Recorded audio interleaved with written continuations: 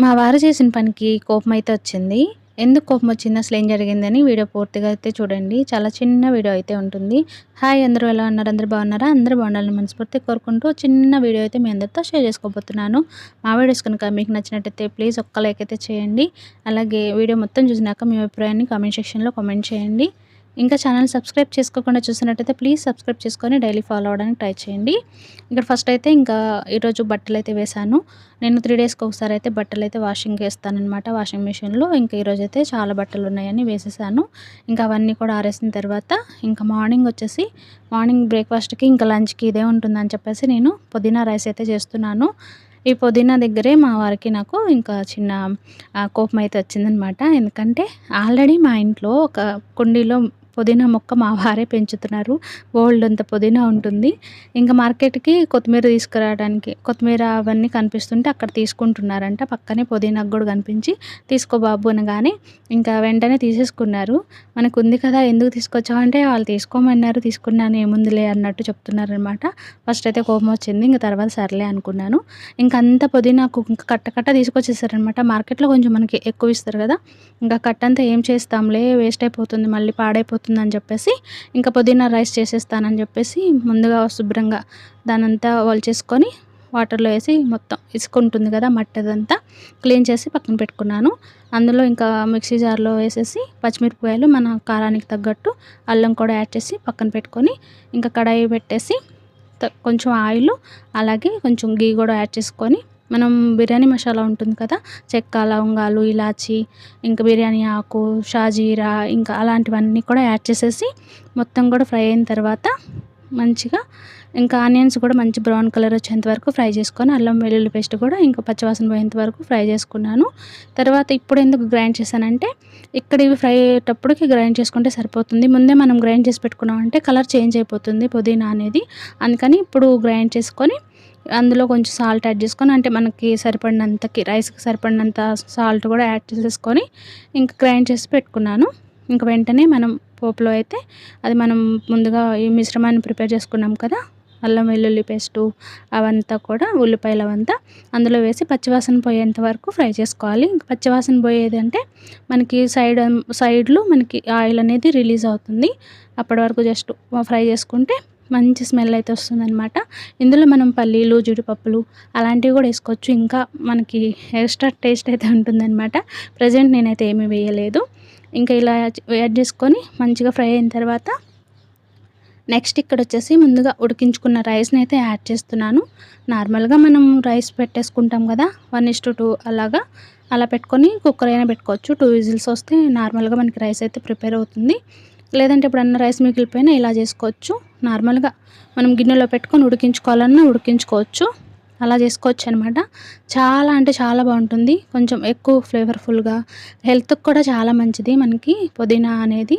రెగ్యులర్‌గా మనం వారంలో ఒకసారి ఇలా పచ్చడిలో గానీ, నార్మల్‌గా ఇలా రైస్‌లా చేసుకొని తిన్నా చాలా బావుంటుంది. ఎలా అనిపించిందో కూడా కామెంట్ చేయండి.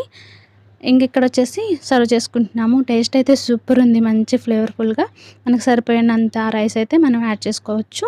చాలా బావుంది. ఇంకా తినేసాము. మధ్యాహ్నం టైంలో తిన్న తర్వాత ఇంకా ముందు రోజు మా వారొస్తూ ఒక కాయ అంటే దానిమ్మ కాయలైతే తీసుకొచ్చారనమాట. కాయ రూ. 50 అలాగా అమ్ముతున్నారని ఇంకా బావున్నాయని చెప్పి తీసుకొచ్చారు. ఇంకా అవే ఒకటి తీసుకొని తిన్నామనమాట. ఇంక ఈవినింగ్ 4 అలా టైంలో ఇంకా డీమార్ట్‌కయితే వెళ్తున్నాము. డీమార్ట్‌కి చాలా రోజులు కాదండి నెలలయిపోయినట్టుంది. ఇంక నేనైతే వెళ్ళట్లేదనమాట ఈ మధ్య కాలంలో. ఏదన్నా అవసరం ఉంటే మా వారే తీసుకొస్తున్నారు. సర్లే ఇద్దరం కలిసి వెళ్దాము అలా అని చెప్పేసి అంటే నేను కూడా వెళ్ళాననమాట. ఇంకిద్దరం కలిసి వెళ్తున్నాము. అప్పుడే కొంచెం అయితే చినుకులు పడ్డాయి. క్లైమేట్ అయితే కూల్‌గా ఉంది. చూస్తున్నారు కదా! ఇది రోడ్డంతా కూడా తడిచింది. అంటే కొంచెం చినుకులు పడినా మనకి మొత్తం తడిగా ఉంటది. ఇంకా కొంచెమే పడింది. పెద్ద వర్షాలేం పడట్లేదు. అసలు సమ్మర్‌లాగే ఉంటుంది. ప్రెజెంట్ క్లైమేట్ అయితే అసలు చాలా దారుణంగా ఉంది. అసలు ఈ సంవత్సరం వర్షాలే పడవని చెప్తున్నారు. ఏదో అప్పుడప్పుడు కొంచెం మెరుపు తీగలాగా మెరుస్తూ ఉంటుందనమాట వాన. ఇంకా ఇలాగా డీమార్ట్‌కయితే వెళ్తున్నాము. మొత్తం తిరిగి ఇక్కడైతే కటింగ్ లేదు. ఇంకా చాలా ముందుకెళ్ళి యూటర్న్ తీసుకొని వెళ్ళాలనమాట. ఇదంతా జూడియో దాటి కొంచెం ముందుకెళ్ళినాక యూటర్న్ అయితే ఉంటుంది.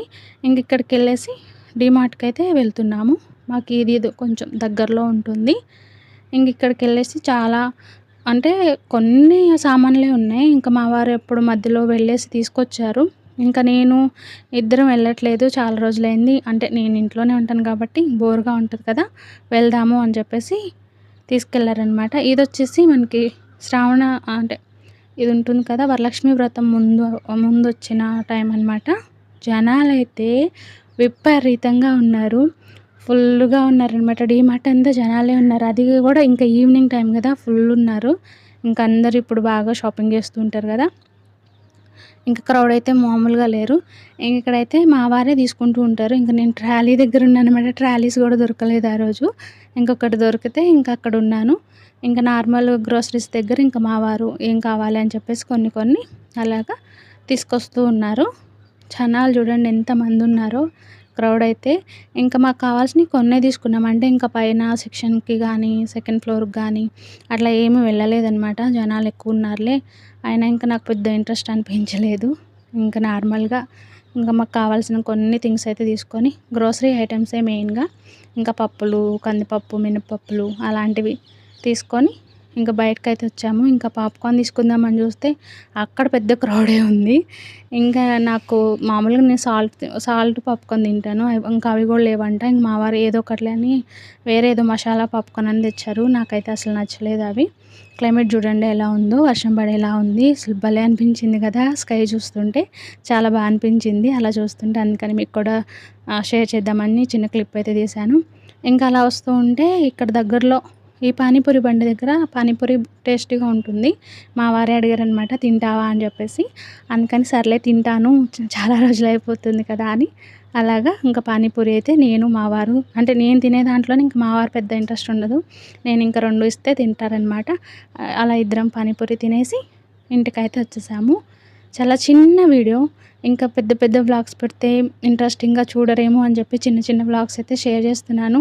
ఈ వీడియో మీకు నచ్చితే ప్లీజ్ ఒక్క లైక్ చేసి ఎలా అనిపించిందో కామెంట్ చేయండి. నచ్చితే ఛానల్ సబ్స్క్రైబ్ చేసుకోవడం మర్చిపోకండి. Thank you.